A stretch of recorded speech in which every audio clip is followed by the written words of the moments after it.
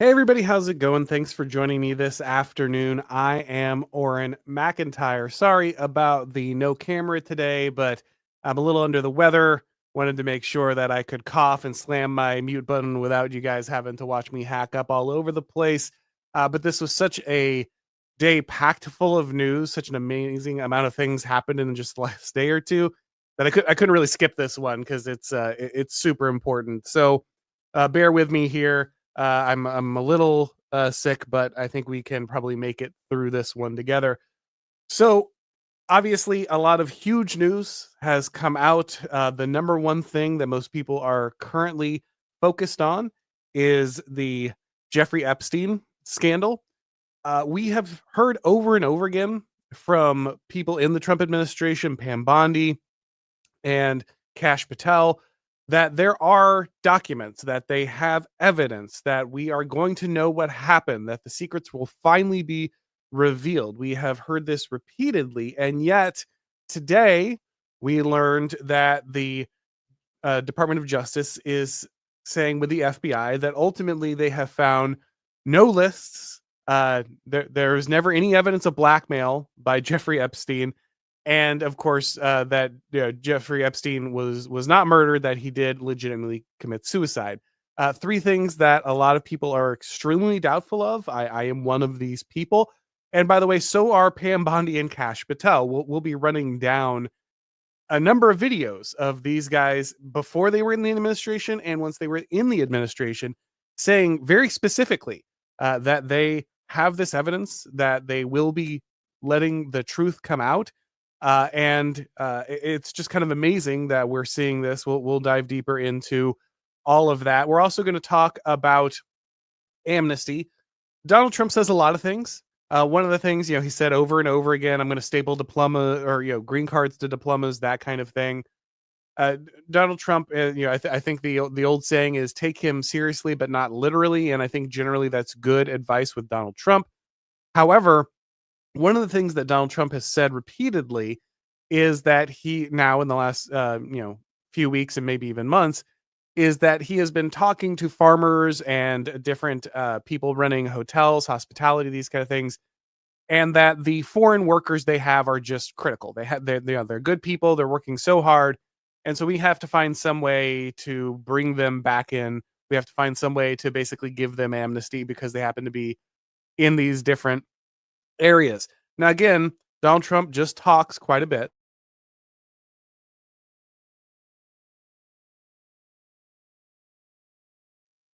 So you don't want to panic every time he does. However, Charlie Kirk today has started to uh, report that he is hearing that there's a big push for Donald Trump to do a bipartisan amnesty deal over these farm workers and these hospitality workers. And this obviously comes on the heel of the big funding bill for deportations for ICE, giving them a military style budget. And the reason people promoted that was to get this job done. Obviously, this included all of the people who were here illegally. There was never some idea that this only applied to like the gangbangers or something. You understand, going after them first. They're the most dangerous. They're causing the most mayhem. They're the easiest to justify publicly in the realm of public opinion. I have spoken repeatedly that I think this strategy was a good one to start in this manner.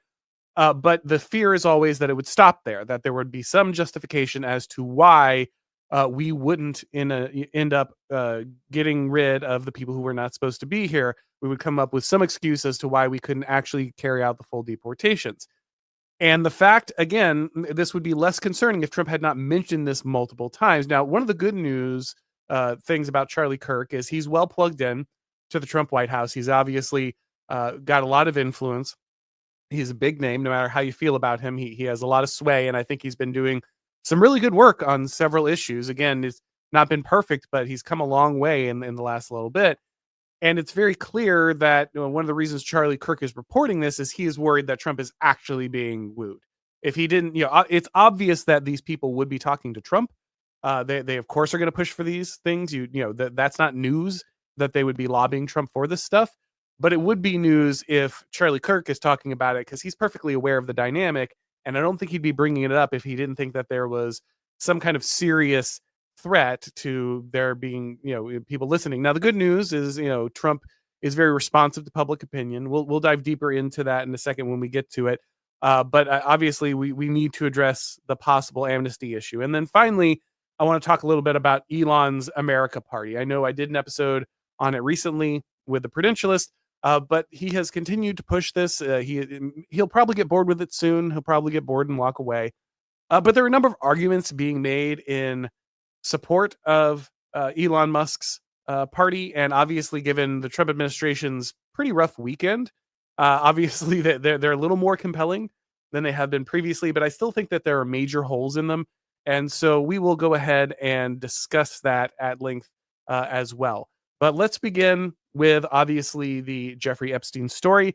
I've queued up several videos again of Pam Bondi, the Attorney General, and Kash Patel. Now, remember, Pam Bondi was not the first choice for Attorney General.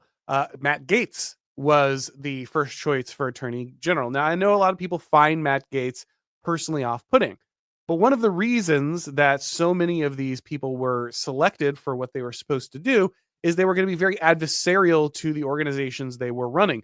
Trump did not want guys who were going to get in there and say, oh, I'm going to make my career inside the Department of Justice, or I'm going to be FBI director for 12 years. They wanted people who could step in, challenge the status quo, didn't care about burning their reputations, because ultimately reputations with organizations that are completely dysfunctional is not useful.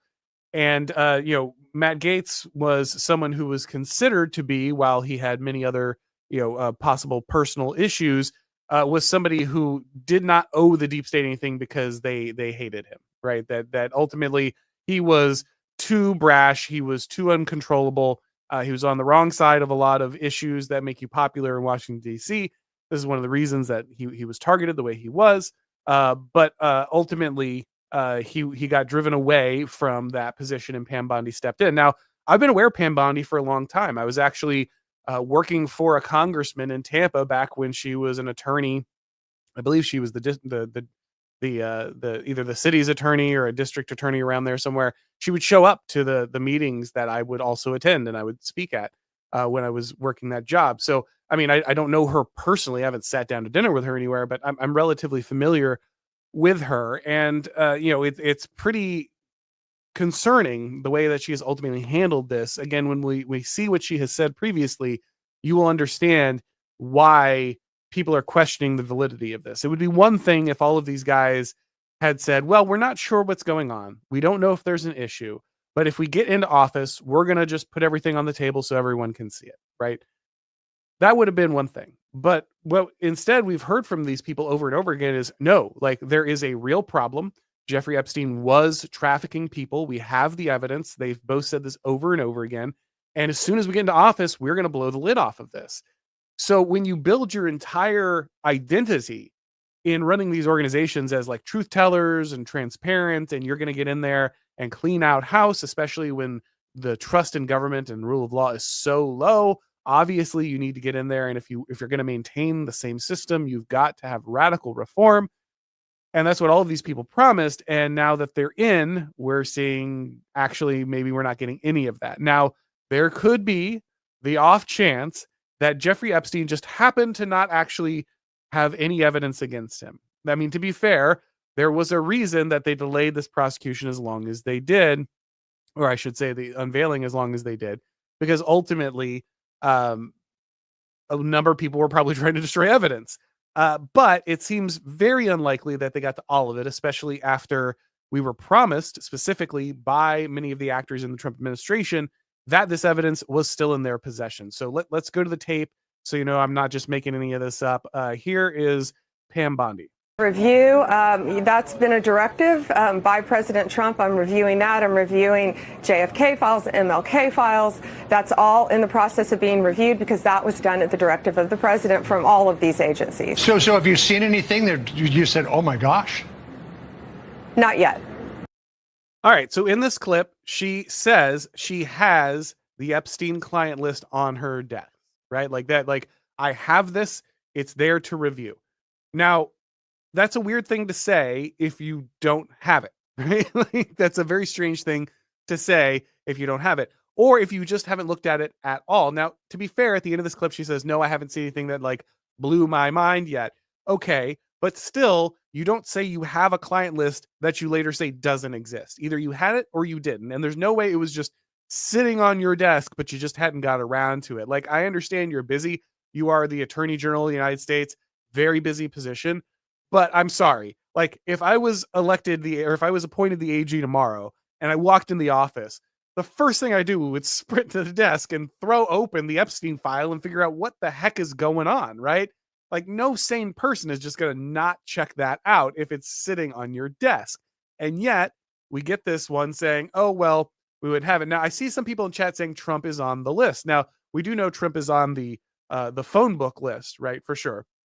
But if you're claiming that he's on the client list, okay, but then there's zero chance these people would have built their entire personas on revealing this list, right? Like, at some point, I can't, I mean, unless this is just the most insane level of ineptitude and lack of communication any administration has ever had in history. If that's true, like if you really think the worst of Donald Trump and you think that he was like buying kids from Jeffrey Epstein, then why would his administration officials build their reputations on going after this? I mean, at some point, someone would have sat them down and said, hey, Cash, I know you talked about this a number of times in the past. Hey, Pam, I know you talked about this a number of times in the past, but we don't talk about it anymore because the big guy is on the list, right? Like, even if you're attributing the most nefarious motives to the Trump administration, just basic logic would say, okay, no, someone is going to sit these people down and say, shut up about this. Stop trying to make a big deal out of it. And yet here we are. So again, very puzzling, but here's some more Pam Bondi. Domestic terrorist, yet they're saying nothing about this. And these documents were so slow to come out. Human trafficking is a multi-billion-dollar business in this country, and Jeffrey Epstein is dead, and Ghislaine Maxwell is in prison for 20 years where she belongs. And if people in that report are still fighting to keep their names private, Sean, they have no legal basis to do so unless they're a child, a victim, or a cooperating defendant by some chance against some potential case against Ghislaine Maxwell. And I think Mark Garagos, as a great criminal defense attorney, will back that up as well. So here, Pam Bondi makes our case pretty clearly, right? The case that pretty much everyone who had been suspicious about the handling of the Epstein, scandal, she says, look, Epstein's dead. Maxwell's in jail. There shouldn't be any issue in releasing this unless you are implicated in this. All right. She says that very directly. There is zero reason we would put this out unless you are somehow implicated by the evidence there. She clearly believes the evidence exists. She says it's very serious. She's attacking the previous administration for not taking it seriously. So that's a lot of conviction. That's a lot of campaigning. That's a lot of, hard rhetoric. That seems like a pretty accurate description of the only reason why you would not put this information forward. And yet here we are. And she has said, oh, there is no list. There is no blackmail, but we just don't have anything. Again, good reason for people to asking a lot of questions. Here is Kash Patel. News this morning about that. I got to get to that. Yeah. You say that the FBI has Epstein's list. They're sitting on it. That doesn't seem like something you should do. You're protecting the world's foremost predator. That seems like an evil thing to do, regardless of who may be embarrassed in the release of that list. Why is the FBI protecting the greatest pederast, the largest scale pederast in human history? Simple, because of who's on that list. You don't think that Bill Gates is lobbying Congress night and day to prevent the disclosure of that list? And why is it that the Senate, and good for Senator Blackburn to try to get it out, but then Dick Durbin comes over the top and says, no, we're not going to release the names. I don't care about the list itself, but if you release the names, right? What the hell are the House Republicans doing? They have the majority. You can't get the list. You're going to accept Dick Durbin's word or whoever that guy is as to who is on that list and who isn't, and that it can and can't be released. Put on your big boy. So Kash is making an excellent point here. We'll continue with it in a second, but I just want to stop because, Kash is making an excellent point against himself here. He clearly says the FBI has this little black book.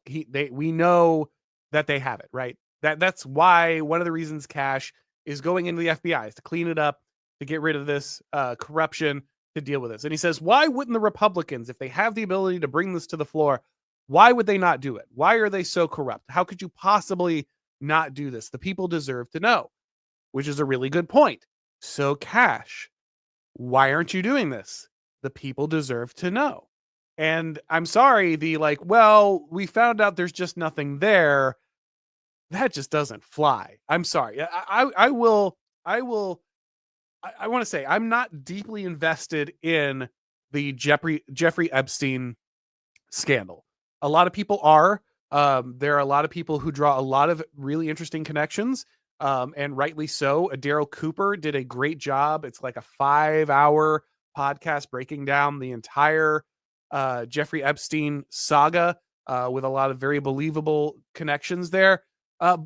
And you know, I am famous for a meme, right? I'm famous for tapping a sign that says, you know, it's not rocket science. These people are evil and they just want to diddle kids.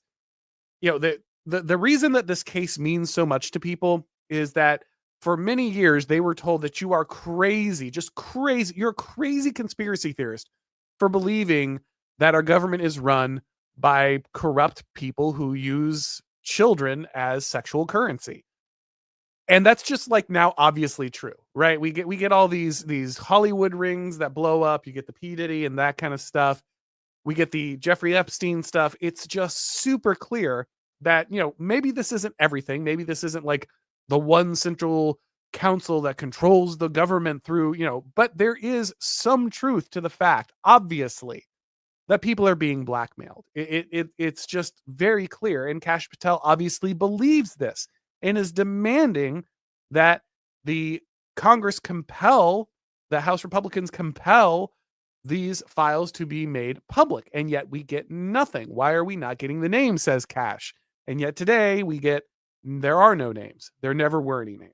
Boy pants, and let us know who the pedophiles are. We have an election coming up, and we need to adjudicate this matter at the polls. God knows the FBI and DOJ aren't going to do anything. But how are you going to reward the FBI with a new headquarters building after their illegal surveillance on Donald Trump continues with a reauthorization of FISA, and we can't even get basic documents out? This is why America hates Congress. And this is why I'm tired of the Republican majority saying they're going to get the job done. And again, yes, Kash, this is why Americans hate Congress. And you were right at that time to be tired of the Republicans coming up for excuses as to why they can't get the job done. But here we are with zero explanation. You could come to me and say, look, Auron, obviously I was on the outside of this. It looks really suspicious. And here are some of the connections we do know are real. But it's not as deep as we thought. And here are the reasons why. I will lay them out for you. I would still be skeptical of that explanation, but at least you would be making an effort to provide an explanation, right? At least there would be some effort to get out there and say, okay, when I was outside of the room, I did not understand this issue. I am inside of the room now. I'm explaining to you, and here are the facts that bring forward why we think that this isn't a larger conspiracy or we can't pursue it or something, anything, any explanation besides it just never existed. Like, I'm sorry, you cannot sit here. Like, either Kash Patel knew what he was talking about to some extent or he didn't. Either Pam Bondi knew what she was talking about or she didn't. And if neither of them had any clue what they were talking about when it came to the Epstein files, why the heck were they put in positions of power? Why? If they knew what they were talking about, then why are they here doing this? Why were they selected for this? Right? It makes no sense. Again, there are scenarios where you could explain to me rationally why there is no further line of pursuit. Heck, even the Democrats destroyed all of it, or like the FBI destroyed all of it before we got to them. And we're going to go arrest people and put them in jail for 20 years for destroying evidence. We can't get it back, so we can't go after Epstein as accusers. But here are 10 agents we're putting in jail for doing this. It would still look like a patsy thing, but at least it's something. It's the lack of effort in this cover up that is so disheartening. Like, it's like they can't even bother to come up with a logical explanation for why we are doing this. It's kind of insane, right? Like, who thought this was going to just fly under the radar? Who thought that this was going to just have no impact. Again, I don't want this entire presidency to be about Jeffrey Epstein. My main goal is deportation. My main goal is saving this country for the people who live here now. But man, I'm sorry, I'm not just going to turn my blind eye to child abuse and sexual trafficking to some of the most important people in the United States and in the globe. And I'm certainly not going to sit here and just blindly trust two people who built their entire identity in their roles on unveiling this information and are now pretending it just doesn't exist. Here's the last video. If there was a video of some guy or gal committing felonies on an island and I'm in charge, don't you think you'd see it? Tens of thousands of videos of Epstein with children or child porn. And there are hundreds of victims. And no one victim will ever get released. It's just the volume, and that's what they're going through right now. The FBI is diligently going. All right, so Pam Bondi here, just live on camera, right? She says, you can't get out of this. You can't just walk this back, okay? The video evidence is there, guys. You can't just lie about this. It's infuriating. Like, obviously, you're saying there are just hours upon hours upon hours of Jeffrey Epstein, victimizing people, collecting CP, all kinds of terrible, terrible stuff, right? Just horrible. There's so many victims, right? And I know all the victims aren't going to come out because there's too much, and we don't want to hurt these people further. But obviously, they were victimized by someone. Jeffrey Epstein wasn't just like collecting these girls for the heck of it. If he wanted to do that, he wouldn't have needed as many of them as he had. Like, these girls are going to someone. He is collecting this for someone.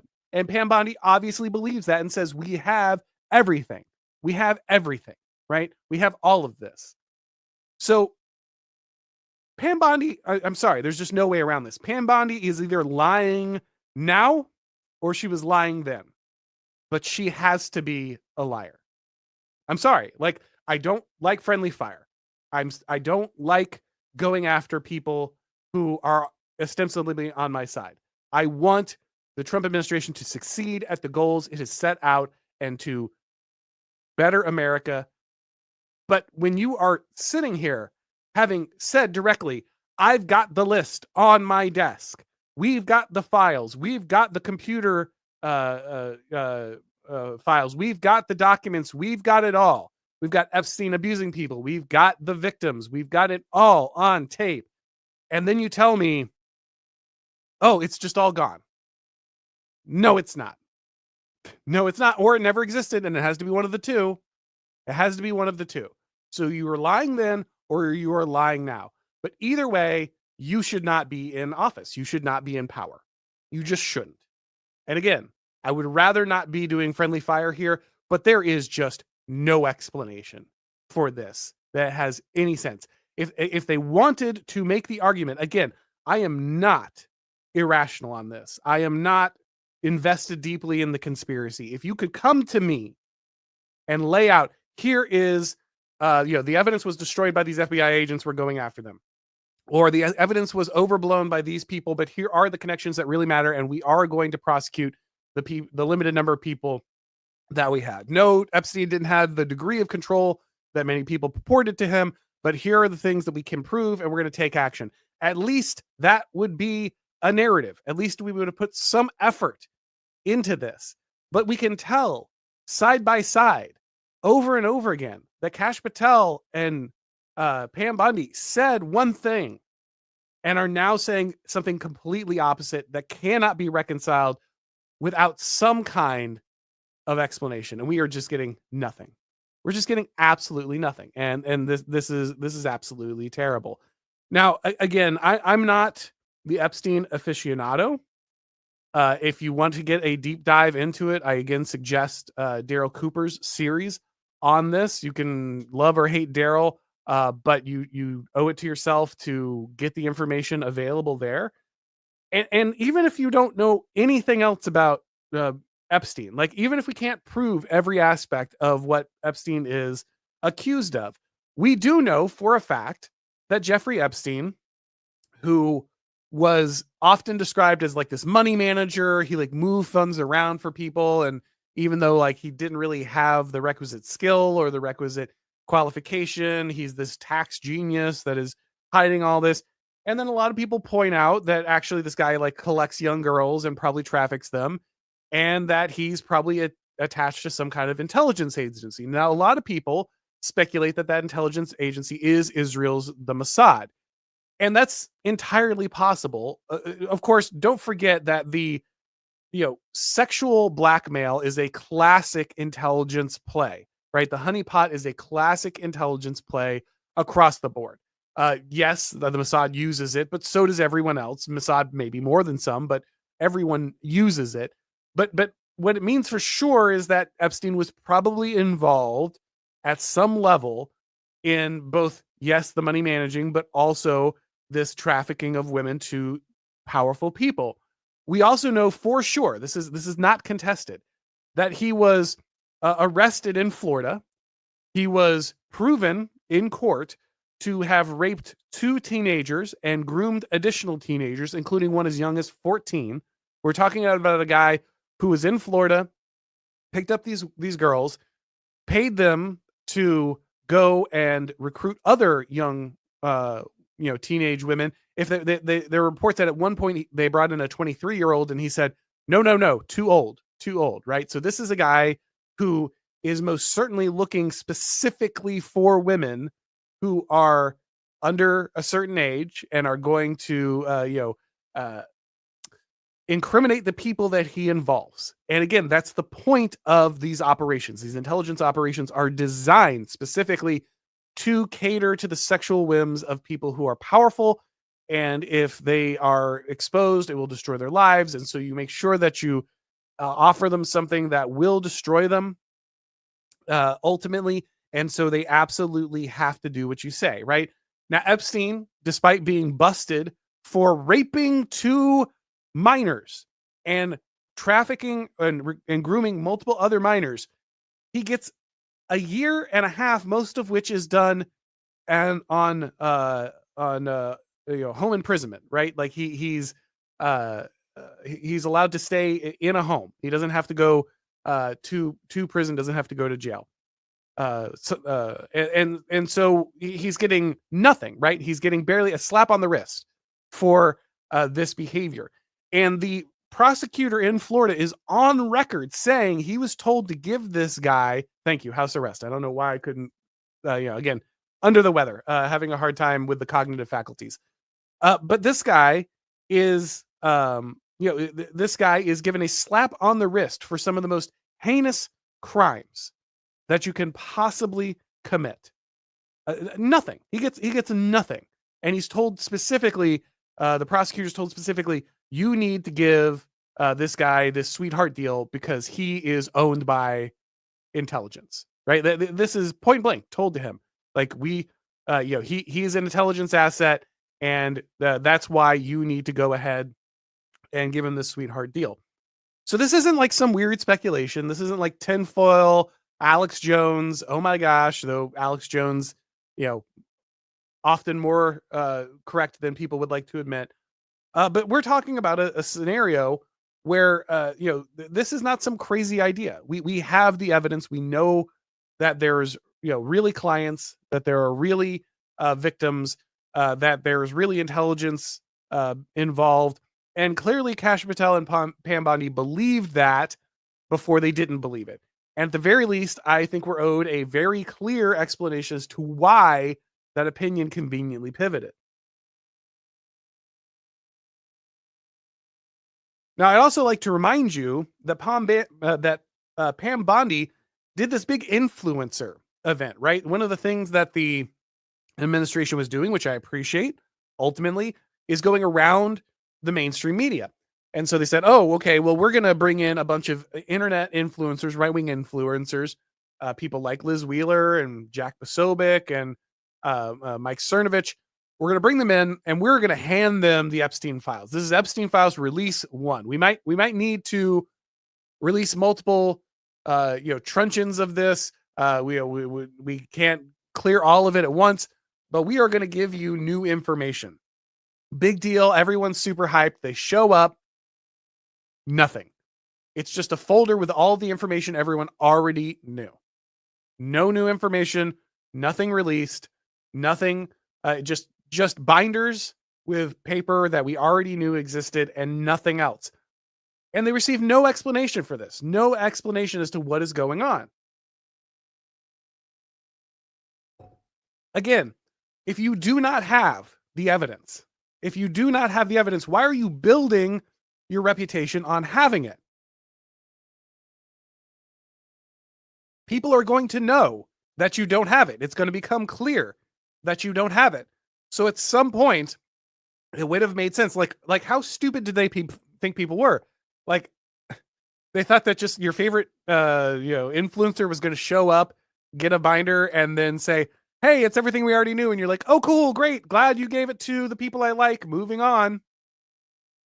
It's just insane. It's insane. It was never going to work. The idea that this was somehow going to pull them out of this problem was already insane. And look, I'll close by just saying this here. And I prefer not to say this, but I can't, it can't go unsaid. It just can't go unsaid. So let's talk about it. I would like to never believe that our foreign policy is influenced by any of this stuff, that our government is influenced by this stuff. However, we just bombed Iran. Very clearly because Israel needed us to. Israel started a war without us. They didn't get our consent. And we bombed Iran on their behalf anyway, after they told us they could handle it on their own. And right after we bombed them, just a few weeks later, we suddenly don't have any Epstein files. Whoops. Right? Who knows, right? At this point. I would hate to believe that these things are connected at all. But how can you not? How can you look at this and say, well, I don't know, probably crazy to think there's anything connected to this. Again, would love to believe anything else, but I've been given no explanation by the administration. No explanation from Bondi. No explanation from Kash Patel. Frankly, no explanation from Dan Bongino, who I like, who's been very kind to me, who I respect. But I need to know what's going on, guys. I need to know what's going on right now. Like, are we transparent or not? Are you clearing out the swamp or not? Are you reforming these institutions or not? Because right now, it looks like you're not. It looks like you actually have no interest in doing that. Because if you did, I would at the very least get an explanation as to what is happening here. Okay? Again, I don't want to attack people on our side. I do not want people who I think ultimately were put in these positions because of their adversarial nature to the establishment. I don't want to think that they got eaten up and spit out by this machine. But you need to show me that's not the case. My trust was a few miles back. So now you got to earn it again. And there's just no excuse for not going out there and making this case. Again, I am not deeply invested in this conspiracy theory, quote unquote. I don't need this to explain everything that happens in the United States. But if you cannot offer me an explanation as to why these two people who are clearly deeply convicted about the fact that Jeffrey Epstein had clients, that he did blackmail people, and in many cases that he did not kill himself. If you are people who built your reputation on this, and now you're coming to me and saying, actually, none of that stuff exists, even though I literally pointed it out to you, it's just insane.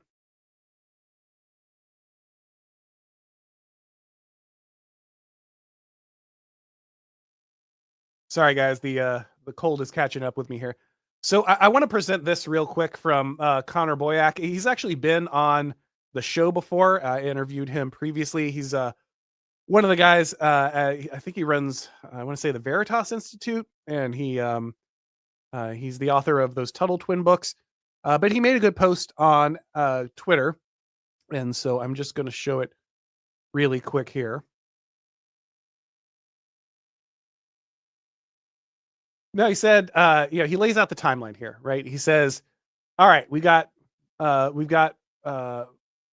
February 1st of 2025, Bondi says Epstein files are on her desk under review per Trump's directive. Again, I'll believe she didn't see everything in the file, but you're telling me she didn't see anything in the file before she made that commitment? That when she said, I've got the Epstein files on my desk, she hadn't snuck a peek and would have known whether there was substance to them or not on some level? February 26th, announces files, including flight logs and names, to be released. 27th, cites victims' privacy for delays. 27th, releases phase 1 files. This is the influencer dump. 2,000 plus page or 200 plus pages, mostly public. Hands a binder to influencers. Accuses FBI of withholding thousands of documents. So Pam Bondi saying, it's not my fault. It's the FBI. The FBI offices have it. They're the ones that are obstructing justice. We need them to comply. All right. I can believe that the administrative state is fighting you on this. Okay. So what are we doing next? February 28th, demands FBI deliver all Epstein files by 8 a.m. Orders probe into withheld documents. Okay, some action. Great.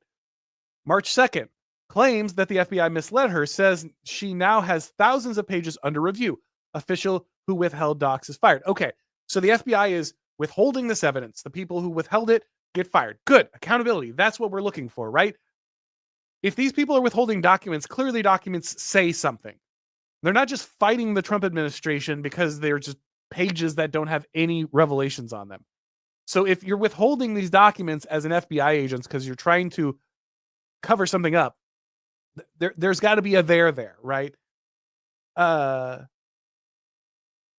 Then on March 14th says she received a truckload of unreleased documents, no release times given. April 28th, covertly recorded saying the FBI reviews tens of thousands of Epstein videos with children. May 7th, publicly states the FBI is reviewing tens of thousands of videos, denies files are missing, cites victim protection. Okay, so again, we have the scenario where she says multiple times, both before she's in the position and once she's in office, once she's been appointed, that she has the documents. They were being withheld by the FBI. They fired the people who were withholding them. There are videos, tens of thousands of videos. The files aren't missing, but we have to be careful with the victims' identities. Okay, that's fine. But what's going on here? These victims were victimized by someone. Like, Maxwell is in jail for a reason. Now, a lot of people point out, okay, well, she was involved in directly abusing these underage girls with Epstein, and that's the core of her charge. Okay, but like, she's obviously got a wider network going on. That's very clear. Now, I get it. When you're in a business like this, you probably don't write everything down. But if they have tens of thousands of videos of Epstein involved with children, they've got videos of involved with someone else. Okay, come on. What are we supposed to believe here? And so we just look at this timeline, and again, it's just very damning. It's very damning. We need significant explanations as to what is happening here, because this is just unacceptable. And again, I don't want this to be the center of the administration.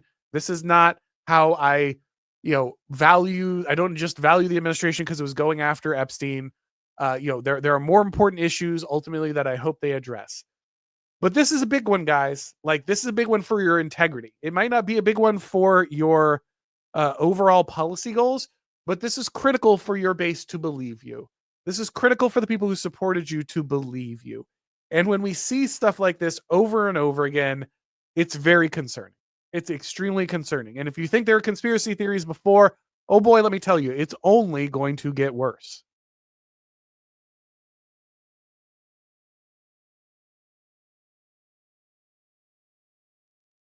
All right, so on to the next issue. Like I said, unfortunately, Charlie Kirk is reporting that Donald Trump is receiving significant lobbying efforts to impose a bipartisan amnesty plan for farm and hospitality workers. Now, again, this would probably not be as concerning, except Trump has floated this plan on a regular basis. Normally, if we get just Trump talking about something completely disembodied, it's probably not a big deal. You can kind of push him off of it. If you get just the administration and some of the, more hostile elements in it to us, going around and trying to push something, okay, fine. They do that, but ultimately you're probably not in a big problem. But when you have both, when you have Trump talking about repeatedly, hey, maybe we should give amnesty to these people. It's mean to throw them out. It's so rough. They work hard, blah, blah, blah, blah. We need the workers. And on top of that, we hear from Charlie Kirk that he's being lobbied this way. That is very concerning because, again, Charlie Kirk is very plugged into the administration. He's very aware of what's going on. Charlie Kirk knows that if Donald Trump does this, if Donald Trump pulls a Ronald Reagan, that will be his legacy. It won't matter what else he did.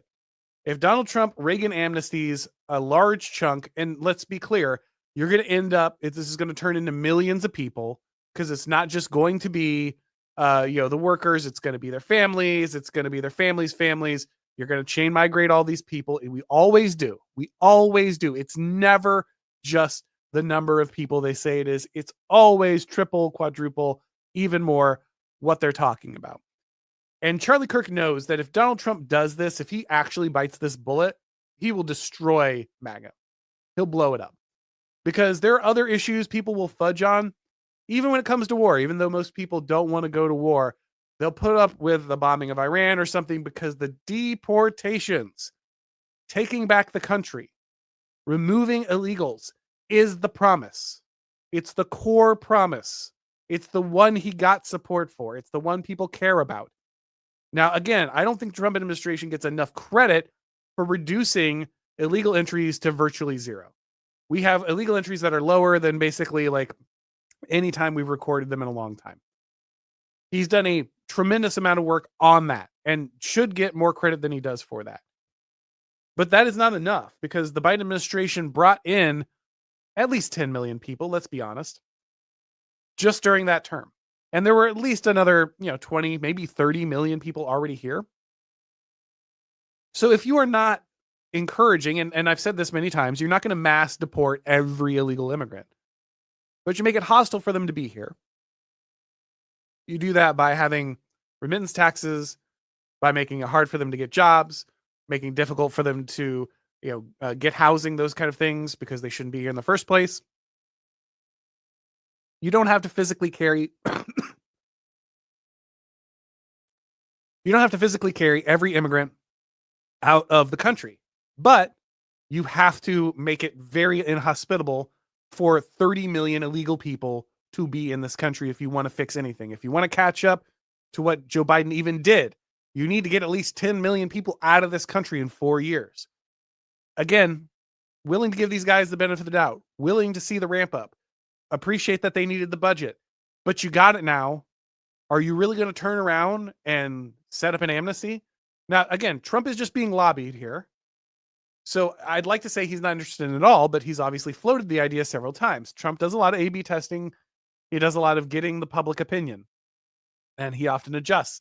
Last time he made an announcement like this, the government was going to start implementing some of this stuff, and then they rolled it back, right? So it's not that Trump can't be talked out of this stuff, but you got to do it. You have to be very forceful with the fact that this is a great way to just end all of the coalition. And Trump should be aware that the bipartisan deal is the death knell, right? Like if you are allowing the Democrats to dictate and the only thing you really get done is amnesty for illegals, that is going to absolutely destroy your legacy. It's going to completely destroy your legacy, and frankly, rightly so, right? If you betray the people of the United States that way, then it's going to have that effect. It was never about only deporting gang members. Never about just deporting fentanyl dealers. Get rid of them first. Yeah, sure, I'm on board with that. But don't sit around and pretend with me that this, the mass deportations were always about, having the guest workers come in and fill the farming jobs and fill the hospitality jobs. No, these corporations are going to pay Americans. These corporations are going to pay Americans. And to be fair, every one of these people who is lobbying Trump for illegal immigrant labor right now should be in jail. Every one of them should be in jail. They are breaking the law. They are active facilitators of a crime. And not only are they breaking the law, they are destroying my country. These people should be in jail. The minute they show up to say, hey, Mr. Trump, you should carve out this for all of our illegal immigrants. Oh, where are your illegal immigrants? Great, we're scooping them up, and you too. I hope you enjoy going to Venezuela or whatever. Like, there is zero reason that these people should be seeing the light of day. If you are a corporate lobbyist or you are a owner of a corporation and you are pushing for amnesty for illegal workers, you should be in jail. You are a criminal. You are a criminal facilitating the destruction of my country. I do not want you here. You should not be walking outside. You are a danger to the country. You are the danger to my community. You are the danger to the people around me. And I'm sorry. Like, we're done with this. I'm not having this debate. I'm not pretending it's okay. Absolutely not. Absolutely not. Now, I feel relatively good about the fact that eventually Trump will walk this back. But I'm not going to pretend that that's some done deal. I'm not going to sit around and just pretend like this is okay. It's absolutely not okay. And with everything else going on right now, Trump does not need this. He really doesn't. So just put the rumor to bed. Say loudly and strongly, Donald Trump is not giving amnesty. He is not creating a guest worker program. He is not creating a path to citizenship for criminals. He is not facilitating the employment of criminals. He's not facilitating criminal employers. Make it really clear. Do not let your base hesitate on this. Don't let them have to wonder about you on this. This is the core promise. This is what matters. All right, finally, I wanted to talk really quickly about Elon and his party. Again, we went over most of this and why it's a stupid idea. That said, over the last couple days, obviously, Trump has been making the best case for Elon that he possibly could. Now, I'm not saying Elon would be great, and I'm not saying this idea makes any sense. It's still stupid and suicidal, but you can see why people would be wavering in the face of the way that the Trump administration has been handling these things recently. But let me just say this to people who are considering supporting Elon, and I think ultimately this is going to blow over. Elon's going to get bored. He's going to put away the pettiness or recognize, and he's going to move on. But the reason that Elon's party is obviously dangerous is it'll split the right and it'll destroy the ability to keep the left out of power, despite the fact that the left is absolutely destroyed. Guys, the left is destroyed. The best thing the left can push right now is racial replacement and immigration riots. That's what they got. They've got a literal communist from Africa from India by way of sorry about that.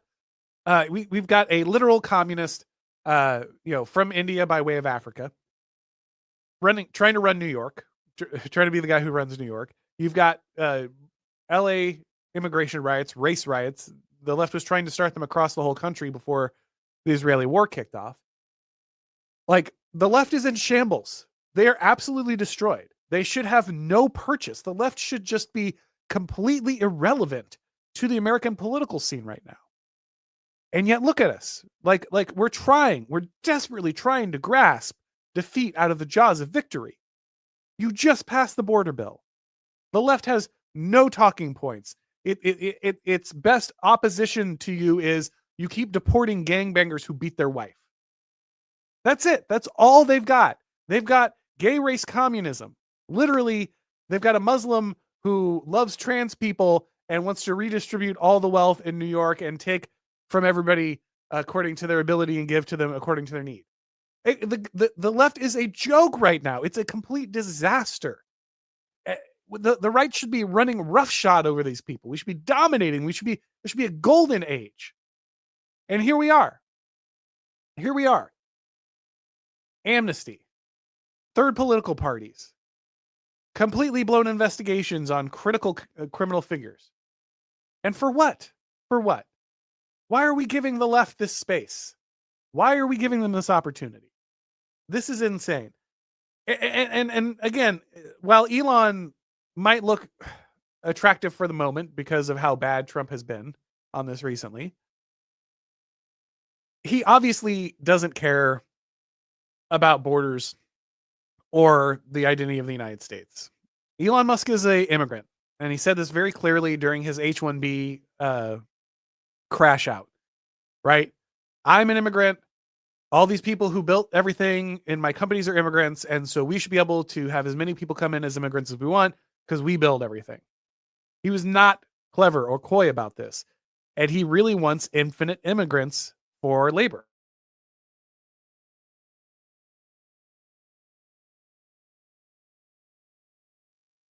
Elon is talking about making an America party that is not for Americans, that has no interest in Americans, that has no interest in American history, American tradition, American identity. The America Party seems to have one setting, which is government spending.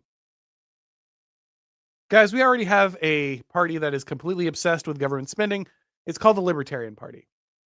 I have a lot of issues with the Libertarian Party, but if you're going to waste your time, at least spin your third party vote with them. At least a few of them are Americans. At least a few of them actually care. Most of them are, a lot of them are open borders, but some of them aren't. So at least there's some hope with the Libertarian Party. The America Party is a joke. And look, he's trying to make, Elon is trying to make Trump's entire platform government spending. It was never government spending. Say what you want about Trump. Hate him on government spending, but he has never said anything else about government spending. He has never said he's going to slash the budget. He has never talked about fiscal responsibility. He's never been a deficit hawk. Yeah, here and there, he said, oh, we're going to cut government waste, and won't that be great? But Trump has just never, ever, ever been the deficit candidate. He has never been the monetary policy candidate. He has never been obsessed with fiscal issues the way that the Republican and Libertarian parties have been my entire life. That's one of the reasons he got so far. People don't care. Maybe they should care, but they do not care. It is a losing issue, which is why it has lost my entire life and will continue to lose. So you're going to build a party on an issue you know will lose from all your experience. You're taking all the popular things out of Trump's platform and you're saying, okay, we're going to just run on this thing that has been Paul Ryan conservatism my entire life, that had no cultural purchase and went nowhere. Why? And I'm seeing, it's the uniparty. It's the uniparty. Well, yes, there is a uniparty. I agree. There is overlap between the Republican and Democratic Party. It is nefarious. It is dangerous. I'm with you. But in the next breath, they're like, but why can't we just be centrists? I'm sorry, what? There's a uniparty, but you want to be centrist? What do you think the uniparty is? The uniparty is the center. It's where the parties converge. Radical centrism is the uniparty. And that's why Elon's party is so weak and safe. Elon's party is not a danger to the regime in the slightest. Because Elon's party is just warmed over republicanism from the 90s. We're not going back, guys. We're not going back to Fresh Prince. We're not going back to the 90s. It's not happening. I'm sorry. It's a constituentless demographic. There's nobody interested in this super fiscally responsible, socially liberal party. Nobody cares. Nobody wants fiscal responsibility with open borders because you're not going to have fiscal responsibility. You're going to blow on your money on immigrants. They're going to come in and use all the services and they're going to drain all your funds. Like, this is so obvious and it's so stupid. And by the way, Democrats are not going to forgive Elon. If he splits the vote, if he splits the parties, guess what? He's going to jail. He's losing all of his contracts. He's losing everything. He's losing his businesses. And by the way, libertarians out there now currently backing Elon Musk.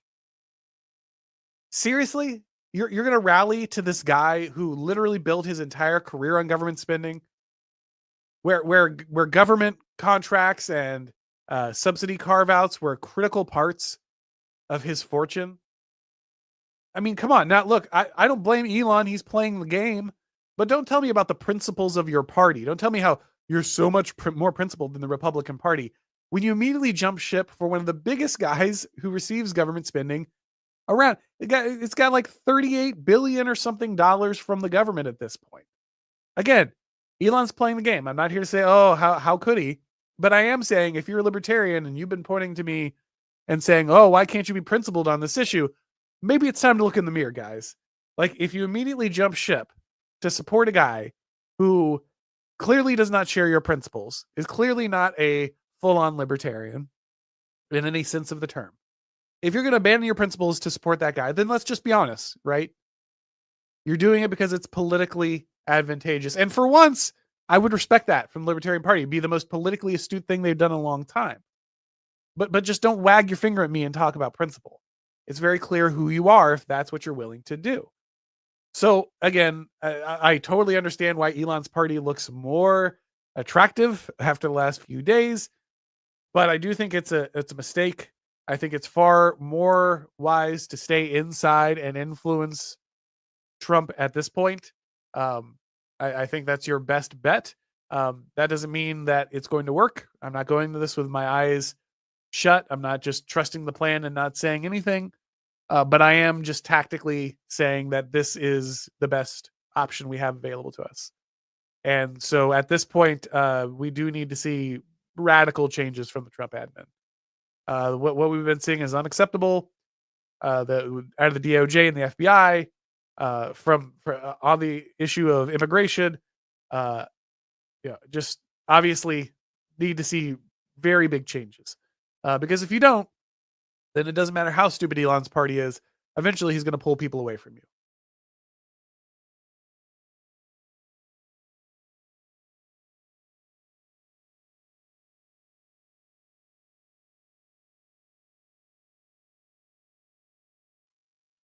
All right, guys. Thanks for staying with me on that one.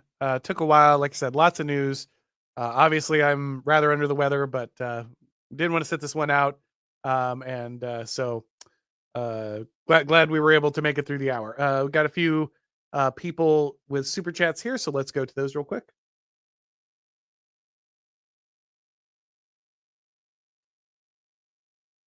Let's see here. Bull Moose says, chimp now or chimp later? Chimp now.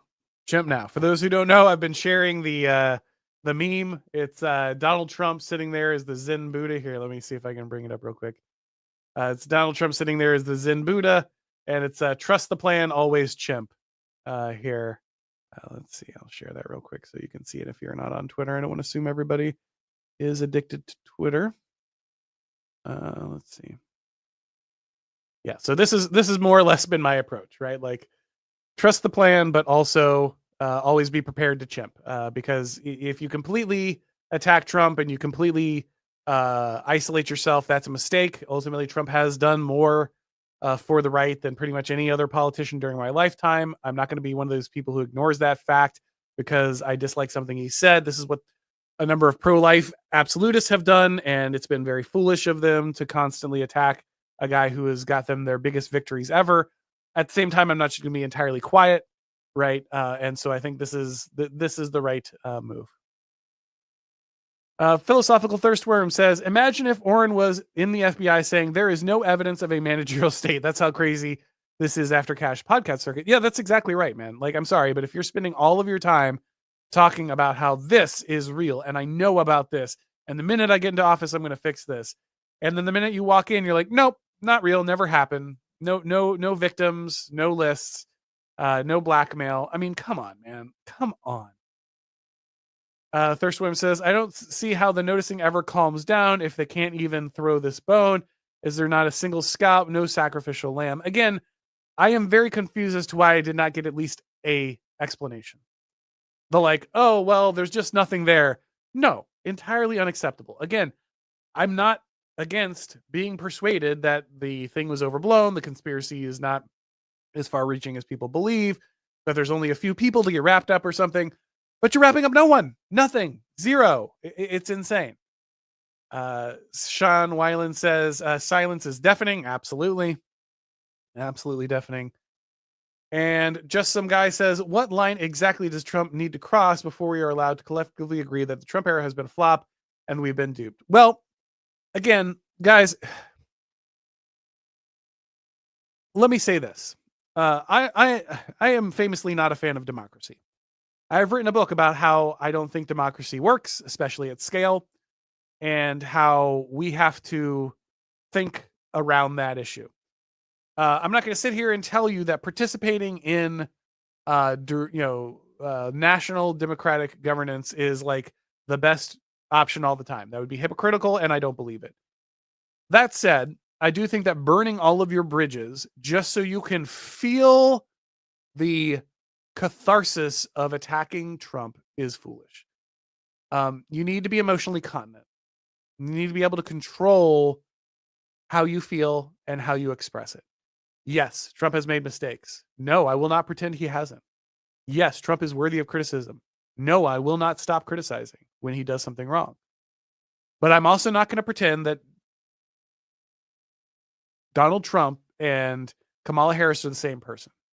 Donald Trump has basically stopped all immigration at the border right now.